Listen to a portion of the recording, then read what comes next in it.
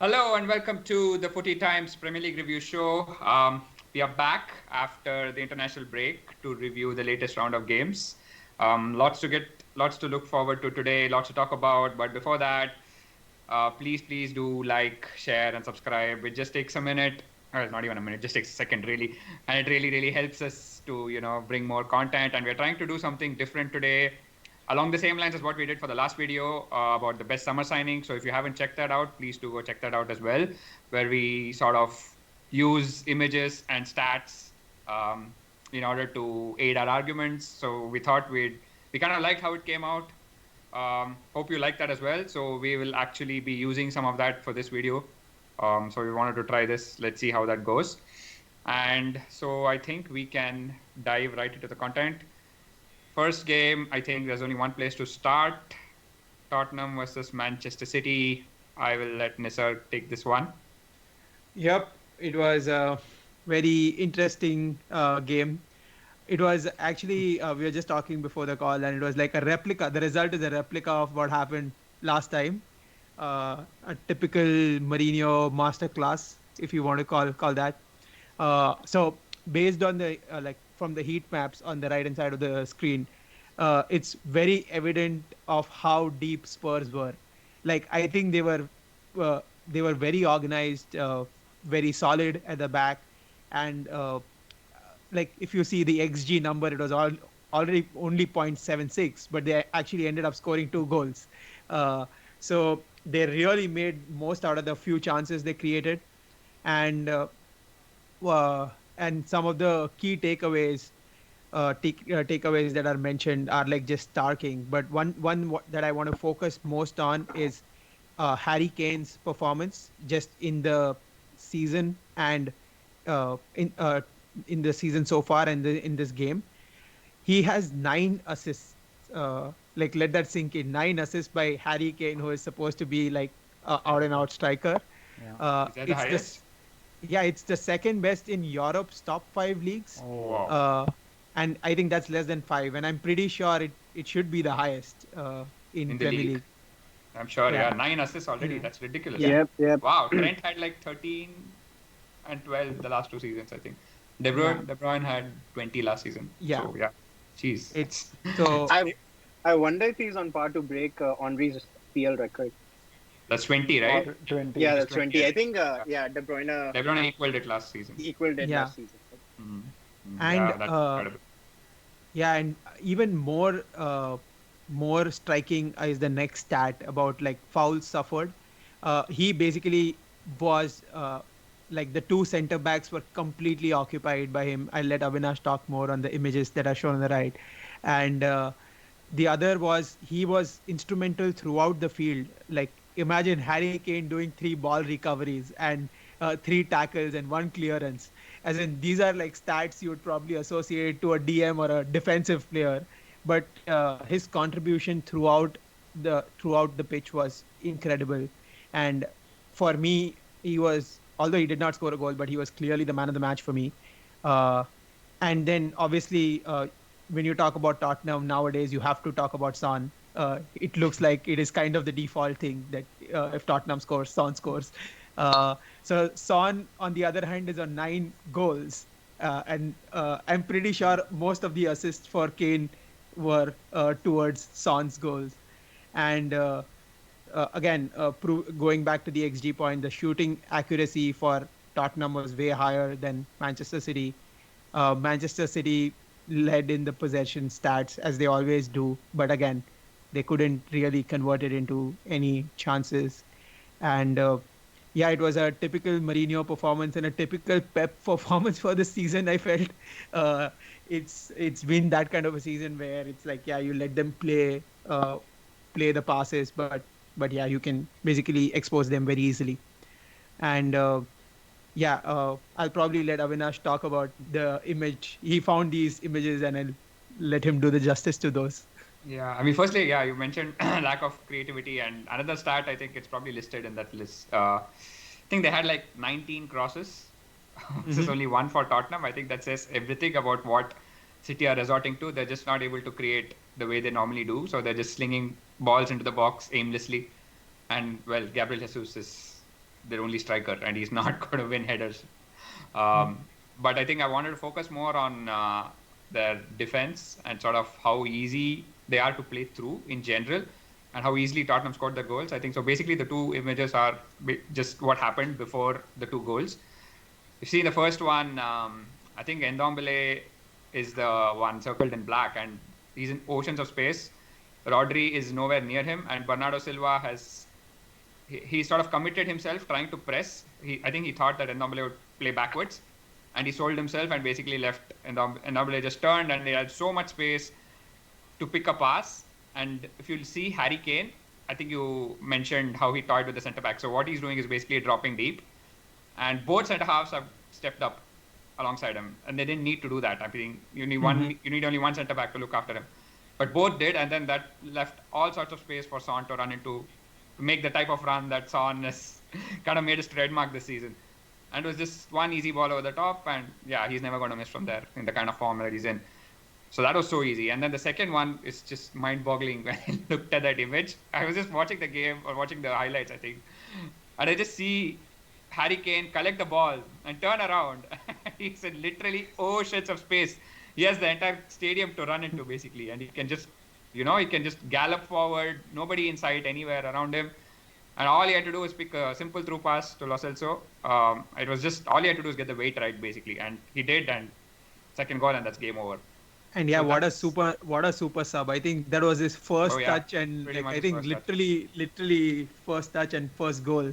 Right. So, Yeah, it's like if you told Jose to write a script for this game, he couldn't have written it any better than this.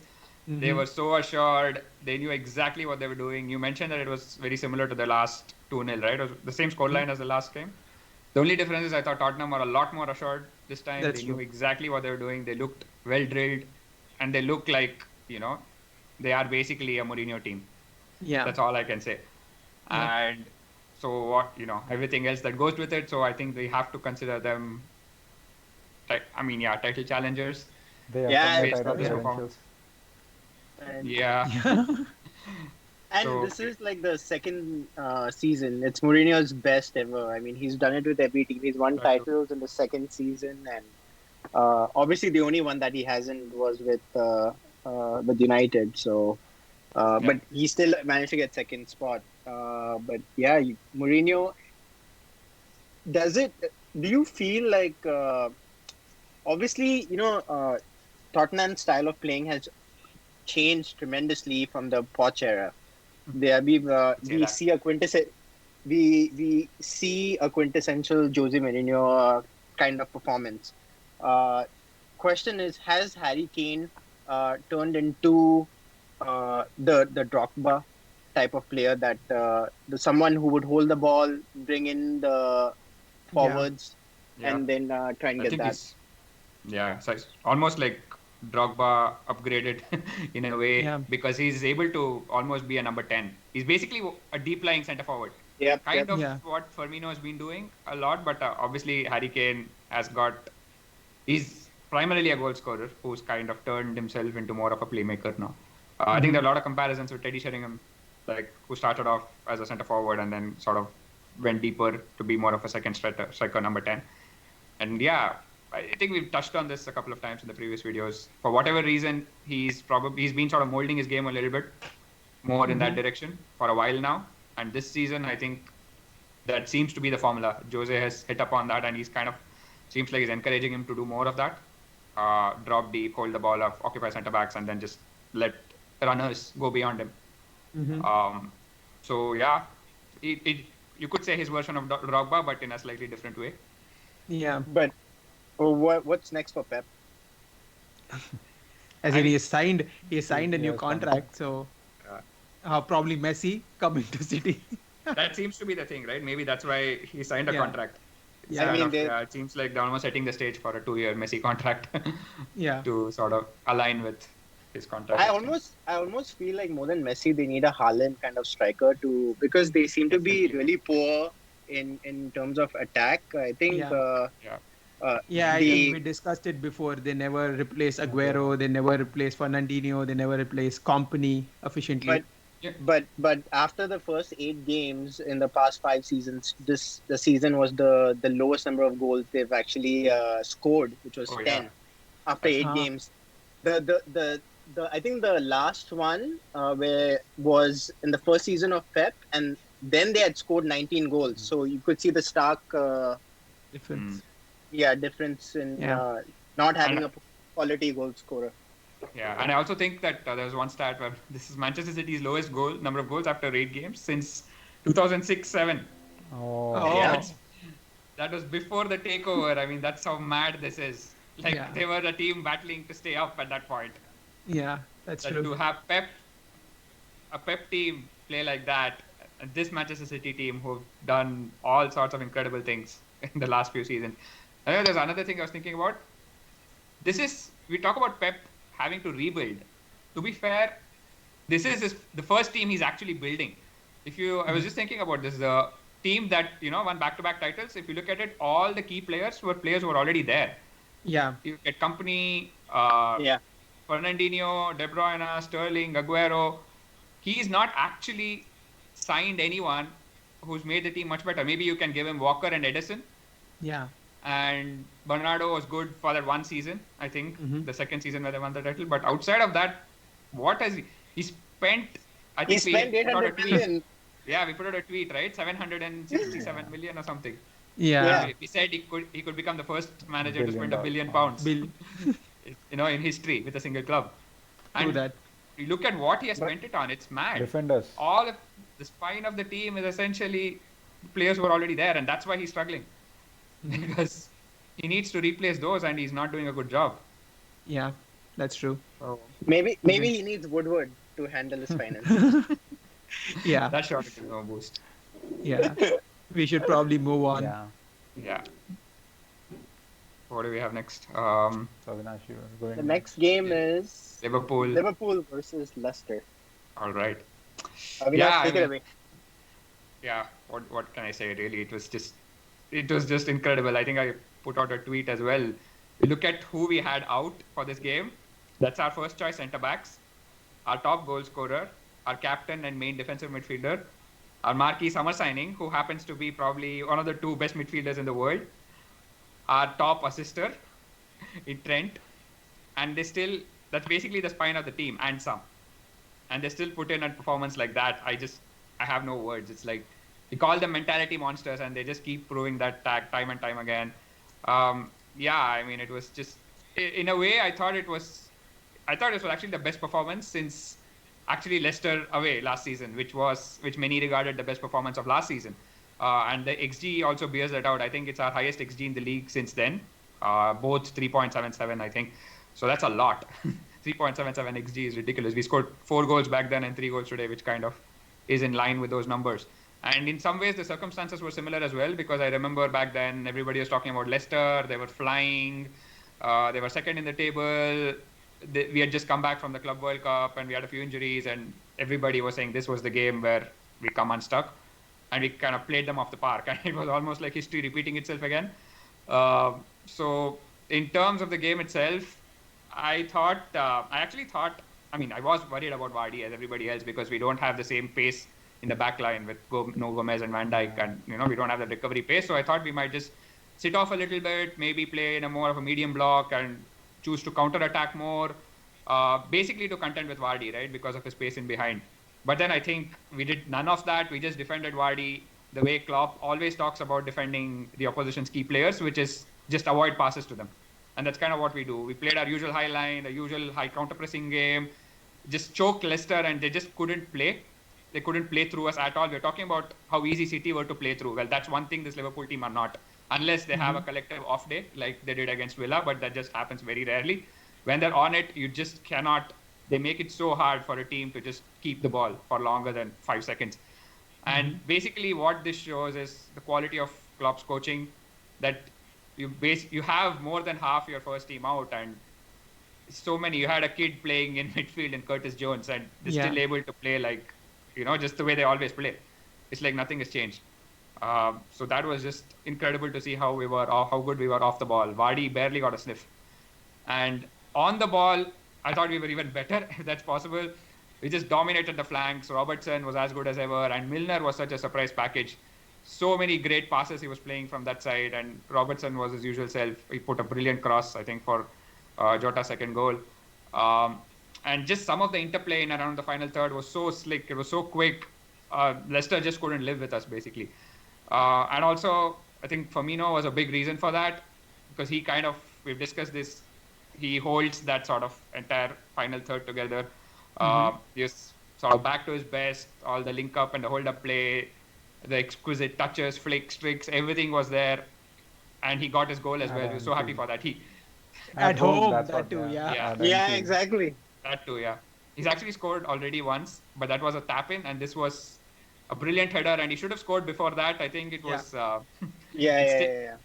10 centimeters. Oh, sorry, 10 millimeters was the margin with it going in and not. It was like a centimeter basically. So it was quite ridiculous. I don't know how we didn't score more goals. We should have made the game safe much earlier, actually. And also another interesting stat was that second goal, the one I was talking about, scored by Jota with a Robertson cross. It came after a sequence of 30 passes, which happens to be a record for Liverpool since Opta started recording this particular stat in 2006. So yeah, I mean, there was just every facet of the game was absolutely brilliant. Everybody, I mean, all Liverpool fans were apprehensive going into this game because of all the injuries, but we just didn't have anything to worry about. And also, I think what that showed is how passive Leicester were, which is the term Brendan Rodgers used, I think, post-match, because it's all very well sitting off and trying to hit on the counter, which is kind of what they did against Man City in a way. I think they were trying to replicate that same game plan. But then you have to be aggressive. You have to compress pace. You can't just let the team play through you. You have to make them go side to side and don't give them a route through to goal. But that just wasn't happening. We were just so easily, our forwards were constantly able to, pick up those pockets in between the lines and just easily play through. So, yeah, I mean, that's just, from the Leicester side, I think they were poor. They definitely have shown better this season. And I think everybody was expecting, this seems to happen to them every time they play Liverpool for some reason. So we get into their head somewhat. Yeah, I think that's about it. Finally, I just want to shout out to the Iron Man, James Milner. Like, how good was he? He just slotted in at right back and basically ran the game to the point where we never missed Trent. I remember him playing some exquisite passes down the channel. I think there were a few which Jota ran onto and which almost created a chance. And then Keita goes off injured in the second half, and what does he do? He just slots in seamlessly into midfield. And pretty much with one of his first touches, he played this brilliant through pass for Mane. He sent Mane clean through, and actually Mane should have scored, but didn't. And yeah, I don't know what we're going to do when this guy finally decides to hang up his boots. I hope he never does. It doesn't look like I don't know. He's I not mean, to be honest, stopping. I'd keep him even if he's 60. Exactly. If he's 60 years old, I'd still have him, The crooked back, he'll The still amount still of do a work that job. he puts in, it's incredible. Like the heart that he puts into a game, it's unparalleled, I feel. I think I saw a stat which says that he puts in on average like 13 to 14 kilometers per game, Wow. Yeah, possibly. which is like right up there in the top 5 or top Yeah, 6. I mean, that's kind of been his thing throughout his career, right? I mean, I think Nisar, you mentioned this sometime that there was a joke that you have to beat James Milner twice. Yeah. So You yeah, get past him. I think in that 2007-2008 season when I think when United played Villa, I think he was at Villa then. Yeah. It was he was so annoying. It is like what do you do with him? He always comes back.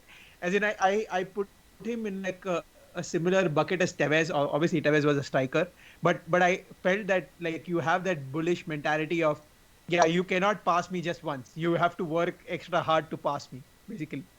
Yeah. That's basically I wonder if Pep's kind of kicking himself because he did let him go for free, Yeah. right?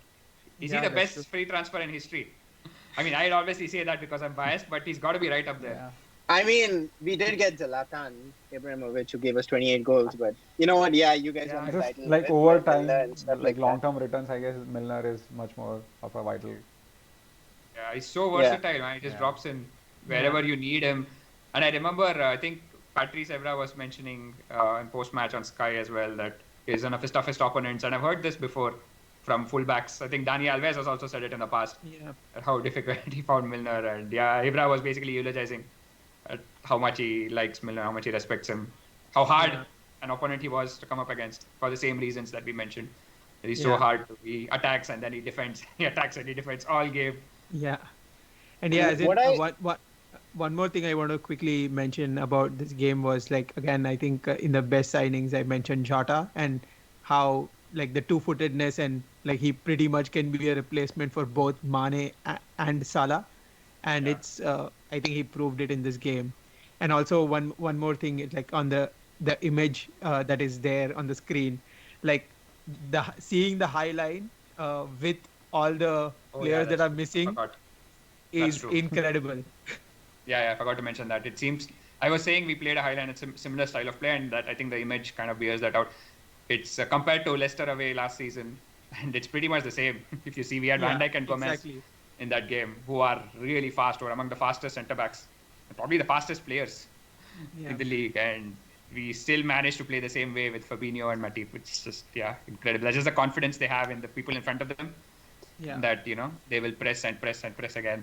I feel that it's probably not even right for me to say this as a United supporter, but I feel like this team is turning into a Fergie Man United team where when we had a lot of players missing, there would be players that would come in like a John O'Shea and stuff like that. They would come in and they would fill that position and perform really well. And I still even remember even substitutes like Makeda who like scored that Two goals. winner. Yeah. Oh yeah, that's pretty I- iconic. It cost us the title, so Yeah. it's not something I can forget. we won with people like Gibson, Cleverley, and Welbeck in the team. So I mean, it just goes to show that the monster mentality which Avinash was touching upon, it's so important to kind of get that through to your team to kind of get them to perform. I It's think, man management, isn't it? Basically, yeah. good man management, and obviously system is important. Everybody should be drilled so that they can just come in and slot in seamlessly. And yeah, the mentality and how to get the best out of them, that's just all down to the manager. And yeah, I mean, Fergie was the best at doing that, I guess, at Klopp. Yep. Oh, and one fun fact, I mean, I should probably be very proud of it. I think Liverpool registered like a 64th game by where they have not lost Yeah. at Oh, home. yeah. Home. Yeah. I think that's it registered like 53 wins and 11 draws or something like that. 64 But that's a wins. crazy stat, man. I mean, Anfield is indeed a fortress in terms of the PL. I heard this like Yeah. Mane hasn't lost at Anfield ever. Yeah. Like 10 That as well. draws and rest all wins. Basically. It's a mad stats. Yeah, he's never lost and since 2016. And also, yeah, the stat that you mentioned, 64 games unbeaten, and that's in their entire top flight history. And considering some of the teams Liverpool had, and the record they actually beat was 63 back from 1981. The 78-89 team, which is considered one of the best ever. Oh, is it? So between 78 and 81 was the last longest unbeaten streak. That team was just, one of the best that English football has ever seen. So it just shows where this team ranks. It's just incredible. Yes. We should probably move on. Yeah.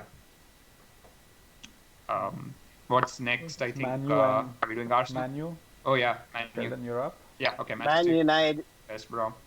Man United versus West Brom. Yes, that's the game I'll be talking about. And where do I get started? I mean, as you can tell, it was a really high-scoring game of one goal.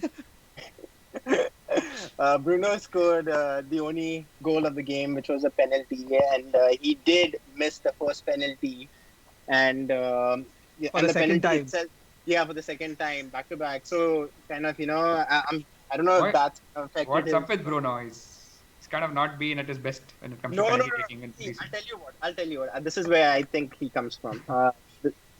So all of the opposition people are being like, oh, you know what, Bruno Fernandes. And so he's like, you know what, I'm not going to score a penalty. I'm going to score from open play. Yeah, but when you get a penalty, you don't miss it, right? Yeah. As in, he technically did not miss it. That's, Yeah. I mean, yeah. Exactly.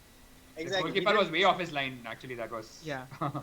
It was quite. Hey, mad. but you know what? Speaking, the fact that he brought up like he was out of his. Don't you think the fact that he does the jump, kind of puts you almost as a Right. goalkeeper would want to lean in forward, and so that gets you off your line. It's kind of a, I don't know Yeah. if you Yeah. get my I think. argument over there. Yeah. I think I've heard the fact that it is like kind of like borderline cheating in a way Yeah, that you kind of exactly. It are is. forcing the encroachment. Uh, But then and if he converts, like it's if you bad miss, for then him, right? you are no. But the thing is, if you No, miss, no, then no, you get no. a chance. Exactly. You get another chance to take the penalty because the goalkeeper's off his line. But if he Yeah. scores, he has to So retake it again, right? So, No, no, if he scores, he doesn't oh, have to. That's he true. doesn't have oh, to yeah, retake yeah. No, it. that's the So thing. it's If he yeah, scores it, it's very friendly towards the Striker, yeah. strikers. Yeah, striker, exactly. Hmm. So, I've heard that anyways, out. yeah, I think.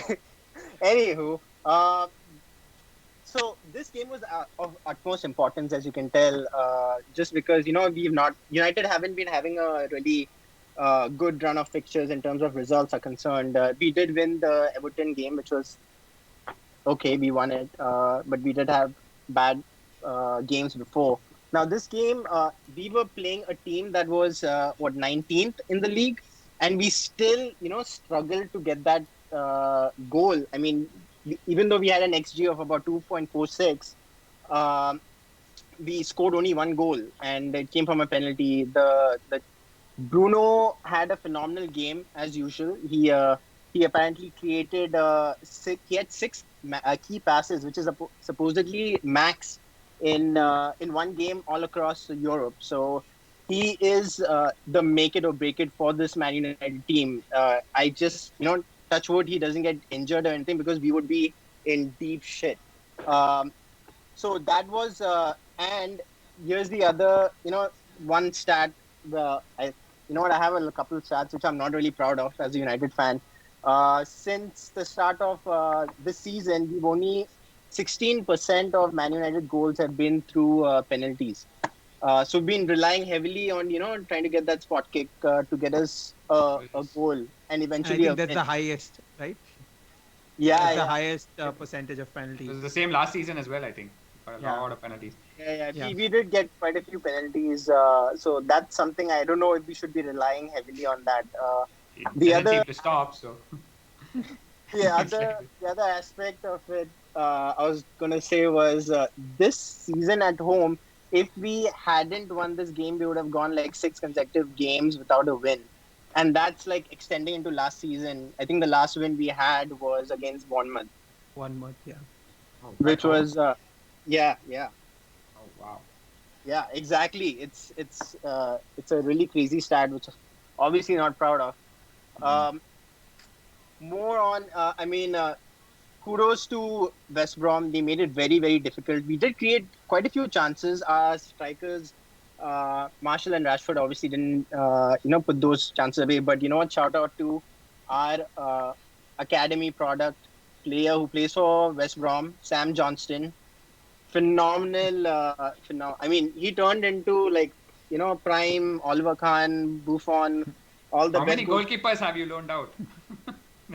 A lot, Oh, it seems. he's been sold though. He's been sold. Oh, he's We sold. did, Okay. yeah. Okay, okay. But Sorry. this guy had 6 saves, which was I thought was phenomenal. This guy. Obviously, we can't keep everyone happy and everything, but the other one of the other stats I actually noticed, which I don't know how. Uh, what for you guys to think about is that in terms of chances created in the PL before this past weekend, Fernandes had the most. Apparently, he had 26 chances created, which was more than De Bruyne, and I thought. which is De Bruyne had 23, and then Grealish and Salah together had 21. Yeah, I was seeing something like this. I think it was neck and neck with Salah before this game, and then he created six Yeah, in this Yeah. game. Yeah, that Yeah. that sounds right. Yeah. Yeah. and I mean, yeah. I mean, Bruno is. I mean, I keep talking about Bruno, but he is like the force, the driving factor of the United team at this point in time. Bruno FC. Yeah, Bruno It's FC. basically Bruno FC. Yeah, it That's is. what it Bruno looks like now, FC, yeah. right? Yeah, exactly. I mean, the fact that Pogba, we didn't even miss Pogba in that game. It's we were heavily reliant on Pogba at one point in time, but now we seem to have drifted away. So that's one thing in a good thing in a way, I suppose. Couple other I mean stats I would like to call out was Teles, who made his debut, was phenomenal. He's obviously known for his attacking prowess, not for his defensive stats, but he won 100% of his aerial duels, 100% of his tackles won. He had 16 final third passes, although we did nothing about it, uh, and about 6 ball recoveries. So it was phenomenal. And last but not least, my man Maguire, he kept the clean sheet. But that can be. I mean, he did obviously do well enough to keep a clean sheet. I'm not going to take that away from him. 7 ball recoveries, 2 clearances, 3 interceptions. But you know what? Fred played a huge part in this game as well. He had about 12 ball recoveries, which is, it just feels like phenomenal work rate right over there. So he is proving to be a player that has to play in every game along with Bruno in midfield. So that would probably be, yeah. I mean, but you know what? Like I always say, 3 points is what matters, and 3 points is what we got. So Yeah. Should it have been a clean sheet though? I think that should Yeah. have been a penalty. yeah, I Yeah, mean, I did. I was thinking about the penalty. If you look at the graphic over there, I mean, the penalty 7 seconds right before the penalty was awarded, For Fred. United. Yeah. Yeah, Fred went and he fouled that player, and the what do you call the referee David Coote, who I'm sure Abhinash is a fan of, uh, Oh my god. was he looked at it, and he gave it. I mean, VAR also kind of affirmed the fact that the penalty was a penalty, which because it hit the hand. But I think that 7 seconds would have been really crucial because that penalty in my eyes shouldn't have been given because it was a clear foul. Uh, yep. And then you know what? On the other hand, which the penalty which West Brom was Yeah, that's the awarded worst. initially, that should have I thought also that was a pen. stood. I don't know how That that's not should a have pen. stood. I I think had no, yeah, that's honestly. I don't know. I feel like yeah. And the thing is, he gave it instinctively that that should have been a penalty, but he went to check the monitor and then he saw that and I don't He know. said he But got the ball. He said he got the ball. I mean, I don't even know. Probably his shoelaces touched the ball or something. It made no Yeah. difference to the maybe. outcome I mean, whatsoever. but Yeah. the thing is, I didn't see any change in the revolutions of the ball. When it's moving. Yeah, it didn't make any difference. It was just one of So I those mean, it cementing. was in all, it was a lucky win for United. I can't really see. I mean, this could have been like a crucial game, not one. It could have had and put a lot of pressure on Ollie, and in the forthcoming games. Now he's kind of can breathe a little, but you know what? Not too That's much the best because bit. we are because we All in, basically all the way. You know my feelings on the matter. Yeah. yeah. So, As in, yeah. yeah. As long Yeah, as he one quick. keeps pulling Yeah. out results. Yeah, for Yeah. me, I think just one quick thing that I wanted to mention that was like, yeah, you can completely feel the pressure he's under, and I felt that the entire team was set up not to lose. Uh, and you mentioned that about that we don't miss Pogba, but I kind of differ in one point that like playing two DMs to guard two center backs, who are not capable, is kind of detrimental to the forward progress of the ball. And like I think I was just Against checking West some Brom, heat. especially. Yeah, exactly for teams who basically have a low block, uh, and I think that kind of did hurt us. And yeah, like at least with Tellez, there is some options for crosses, but from the right side with Mata and Aaron Van Bissaka, there is nothing that was offered in terms of attacking. There's absolutely I nothing. agree with what you said. I mean, we shouldn't be playing two DMs, especially when we're facing a team that's 19th in the spot.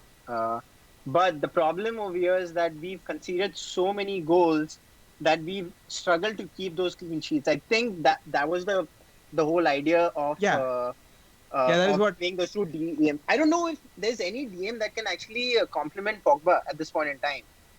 You Yeah, know what I'm trying to say? I Like, think we don't I want don't to know. get into this. Yeah. Yeah, yeah, who do we we want to can. play? Unlocking Pogba has gone on long enough. I think we just, yeah. I We think we can should leave. just back him to play there, and he Yeah, needs to fit the tactical demands of the system. And Yeah. yeah, it's basically a coaching thing as well as some mentality thing for me. And yeah, we're not going to harp on that again. Probably we can move on unless you guys have anything more. No, we Uh, can. Yeah. so I think the last game we'll be reviewing today is. Sorry, Rahul, that you had to wait so long. I'm okay not I don't know if talking. you want to talk about it, but you're going to have to. Yeah, I'm okay not talking So about it. please enlighten us. Sorry, what? Arsenal 0, Leeds 0. Yeah, I don't know where to start. When the team sheets were out, at least I saw Aubameyang going to his preferred central forward role. Saw Villa coming back. So as we talked last time, we now had a creative midfielder up there. So that those seem like positive changes to me. Like I thought it'll open it up. Willian went on playing to the left side, so like inverted sort of a configuration like Pepe on right, Willian on the left. So it seemed like good tactical changes from Arteta, but again, as I keep on saying that it's the style of the play, and like the lack of chances that are being created. It's mind-boggling. Like as you can see, the one of the stat up there on the screen is that Arsenal haven't had a goal from an open play in 476 minutes. That's almost 8 hours. Oof, 8 hours. Last one man. was against Sheffield. So general lack of goals. They're one of the best strikers in the I world. know, and with such a big contract, I thought he was like one of the biggest signings I felt this year. But Yeah. he's been drawing blanks all season, so it's pretty shocking. And No, he's not been drawing anything. oh, Mm. He's not getting chances yeah, actually. I That's mean, Yeah. you can't always he blame did him have a also, but couple yeah. of, I wouldn't say 100% chances, but he did have a few chances here and there. And Aubameyang of the past might have, like, on song Aubameyang might have taken them. So I definitely feel it's both ways. It's not just like the feeding has been the problem, of course, but his conversion also has been a problem. That's at least what I am feeling right now, and that's been true for any of the strikers. Like Lacazette hasn't been doing it. Saka, he's not a striker, but he had a very good touch last year. He's also sort of lost his golden touch. In fact, he had the best chance, and I think he should have put that away. Like, he should have taken that shot a second earlier, or he Yeah. took a couple of Yeah. extra touch, and it was gone. The chance was gone. So That would have been a real smash and I think grab. he should have rounded up the keeper better. yeah, It would have been Yeah, mad that if Arsenal run. had won yeah. it I with mean, that goal. that's sort of the Yeah, another that discussion. run from Bellerin was so good. Yeah, The exactly. What a pass pass from Bellerin. and run. Yeah, Yep. And the run, as in he took the Oh, ball forward. for quite Yeah, some distance yeah. actually. Yep. So Bellerin has been a revelation. I feel this year, anyways. Like he's rediscovered himself. Like last year, there were talks of letting him go. So I think he has done pretty well. Like, but again, one of the bad stats, as you can see up there, foul throws. Who does that, man? Like he is having like he has thrown 4 foul balls from like throw-ins. I don't know how that happens. So again, that's some of the negative points that's coming up consistently throughout this season, where it's like not the whole thing, but bits and pieces here and there. It's just not clicking for Arsenal. And one of the Yeah. most talked about points, apart from Leeds not converting, is Pepe's red card, which was a soft red card, but I guess as the rules go, even if you don't have the intent, if you just do that, it's like a straight red card, and which was fine. Yeah. I feel that was like okay. I don't have anything more to say on that. He deserved that red. So yeah, that for sure was bad. And moving on to the like this screenshot on the right side on how deep Arsenal were. This, even if you see from the first half perspective, Arsenal were playing deep. Like Aubameyang and all the midfielders were really pushed back. And kudos to Leeds, where they were really opening up Arsenal. Like they played Arsenal's midfield very nicely, where they were drawing out midfielders so that there were pockets of spaces open, and Calvin Phillips running the show for them. So that was definitely like kudos to Leeds. They couldn't convert a few shots off the post. Leno had a good game. Quite a few. That was one of the good positives that Yeah. Arsenal can take. Like he had a really good game. Like 3 saves that I can think of were like highlight worthy for sure. So he definitely had a good game. So that was one of the good points about that in the game. And yeah, and I think second to last stat, thank you Sheldon for putting it and rubbing it in. Aubameyang having less shots on target than Harry Maguire. I was shocked when you put that stat in. That's just Oh my mind-numbingly. No, God. I no, I mean that's I mean apart from the the banter and stuff, Yeah, but do you feel that the team is not set up to kind of exploit Aubameyang's strengths? I mean, once you do that, he starts scoring for you. I mean, he's a proven goal yeah, scorer. He's done it in yeah. Germany and he's done it for Yeah, Arsenal, obviously. of So course. So I definitely feel that the midfield thing, like not feeding enough passes to him, has been a factor for sure. Like he's not getting enough service. Like he is also a creator, but definitely he's a good poacher of the ball also. So if you feed him enough yeah, balls, will convert. So it's both of the things, like where he's not being fed enough balls, and as we talked earlier in the last video also, like there are no creative midfielder. Willian has been off. Like it's been I think 6 games since he has given a goal or an assist, which is really shocking as compared to the player that he was when he was with Chelsea. So that's lagging, and the other wing sort of has been all bad for us. Like Saka, again coming back to Saka, he's not being having the season that he was last year. So yeah, so I think it's a lot of factors that Aubameyang is not getting. Yeah, combination of yeah, yeah, factors. Yeah, Yeah, I think they're relying on a lot on the fullbacks as well. yeah. Seems Yeah. like Tierney Tierney had and a good Bellerin are the game. most Yeah, creative players, yeah, but yeah, I really. mean it's not enough to furnish the amount of chances they need to. right. It's just not Yeah. clicking. I Yeah, mean, like where do you go from here? Everybody was crying out for, you know, Emery's. going back to four Yeah, at the back and moving Aubameyang it did centrally, right. bringing Everything. Pepe, Yeah, bringing. was. I know all Yeah, of that you did, and yet nothing much changed. yeah. So I think there's a But lot of work. I think some credit definitely has to be given to Oh yeah, Leeds and how they play. absolutely. Like Oh, yeah. Bielsa's style of play is like, again, they are like swarming bees. They're just like Yeah. like if they are on the game, they'll just suffocate you. Yeah, This is probably one game where they could have played the usual style. Yeah. If It's kind of what they tried to do, I think they did say play deep, like you said. I mean, the image illustrates that, and they're trying Yeah. to hit on the counter. Yeah, Maybe they yeah. should have continued with the three at the back for this one game because they seem to be more used to that, playing counter attack in that system, as opposed to at least it gets the white players further forward in a way. And maybe switch it up for the next game. But yeah, it, I but I wonder think if Leeds didn't let them play. I think they were brilliant. They should yeah, have they won should have actually. won for sure. Yeah. Like there is uh, no. yeah. So definitely three point loss for Yes. Leeds. I Oh feel yeah. right. I mean the Okay. fact that 2 points. Pepe was 2 points. Two Yeah. points. Yeah, the fact that Pepe got sent off Yeah. and on the 60th minute, and they Yeah. still had about 40 minutes to go. 30 half an minutes. hour So, to So, Yeah. Hit the but post like three but times. that but Yeah. it's incredible. Like it they were doesn't. really good. It didn't matter. Like even the first half when Pepe was in, the highlight reel, if Yeah, you that's see, true. it's really just Leeds sort of going up in waves and attacking Arsenal's defense. So even without like the red card, Leeds were really good. Like there's no two ways about it. And the red card, they should have absolutely poached that opportunity and finished off the game, I felt.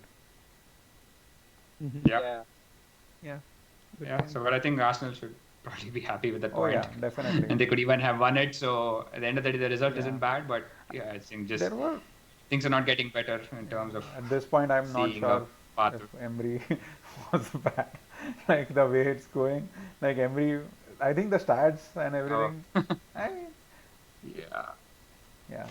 I mean, I don't know. Yeah, we'll have to wait Yeah, and see. hopefully it turns around for Arteta. Arsenal, but yeah, I don't have anything more to add. I just am shocked by how bad the game was for Arsenal. Like I couldn't watch, to be honest. Yeah. yeah. Okay. I mean, Yeah. Cool. You want to add something else? I thought Sheldon, Sheldon, yeah, go you were ahead. saying something? no. I think yeah. I don't really have much to add. I mean, Rahul pretty much covered everything. Okay. We'll have to see how they perform later on. But I feel like Leeds, like Nisarg said, we keep talking about Arsenal playing bad, but Leeds are a team which every team in the PL need to be looking out for Yeah. because they can steal points from you, obviously. Yeah. Yeah. Received two. All right. Moving on to the Okay. roundup. I Avinash, think- you want to take that? Yeah, I mean, yeah, I think the rest of the games, it's up there on the screen. I think the notable one is Chelsea. Another clean sheet, another 3 points. They're looking Yeah. better and better. When was, Yeah. they just don't concede, man. I don't know Yeah. what's happened to Chelsea. This is a team which conceded 54 goals last season. And if Wait I'm for it. not wrong, Or 55, was I it? feel maybe. If I'm not wrong, Mendy, the goalkeeper, I think has the most number of clean sheets since like about 4 or 5. Probably. And considering Yeah. we've only played 8, 9 games, that's pretty Yeah. significant. Yeah. Yeah. They have seemed So- to find the right combination, it seems like. It looks like City are now fourth in the pecking order in terms Yeah. of title challenge, but I still think they'll be up there. I'm still not convinced that Chelsea and Tottenham have the staying power. Mm. With all, I mean, Chelsea's quality is obviously their biggest asset, and Tottenham's is their manager. But I still have my doubts. I think Man City will still be up there thereabouts with Liverpool. Liverpool, it just depends on if we can keep those two centre backs. Yeah. I think we're one Matip injury away from fielding one of the kids for Yeah. a run of games. For a one-off game, it's fine, but we don't want that. So hopefully we can go and get a centre back in January, a stopgap if nothing else. Yeah, so that's like about 5 weeks, right? Yeah. Till they. So Yeah. I think Liverpool would probably be okay. The first thing I do in the morning is pray for to make sure Matip is not injured. Because I mean, he's very injury prone, as we know. Yeah, one more thing I wanted to add was like Everton's game. I think a very good performance by Everton, and Yeah. Richarlison's coming back, I think. yeah. It's okay. Exactly, and then I think more opportunities opened up for Calvert-Lewin and Calvert Lewandowski.